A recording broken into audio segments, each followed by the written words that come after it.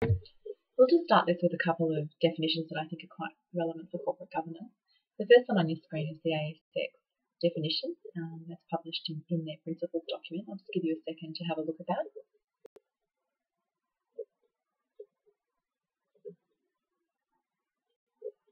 I think the important thing for this definition, and you'll see this appear in Purple Bicycle documentation, is that it looks at balancing that risk and performance equation, if you like. So the organisation is all about performance and achieving on their strategies and goals, and it does have a positive spin on it because it talks about applying the right level of risk management to ensure performance is optimised. Okay, so I think that's really important.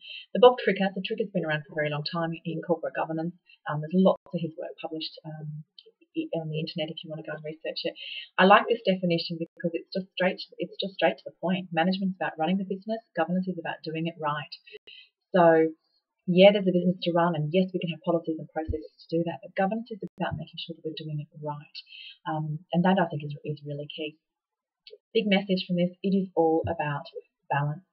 So balance is part of the board's role, but it's also part of how every one of us does our job day to day. So we need to balance up our stakeholders, whether they be the shareholders, the customers, the employees, the unions, the community. We need to balance the regulators too. So in a fairly regulated market, we need to be very conscious of the sorts of things they're looking for, either specifically dealing with us or across the industry.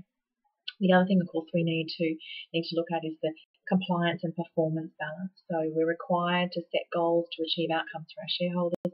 We need to manage that with the compliance that's placed upon us as well, and making sure those things are kept in balance so that we can achieve both. We don't want to have too heavy a burden of governance and compliance. We don't want to create a cottage industry within the organisation that does that, but we need to pursue MPB's goals mindful of our accountabilities there. So everything is a little bit about balance, and I'll touch a little bit more on that when we get to ethics especially.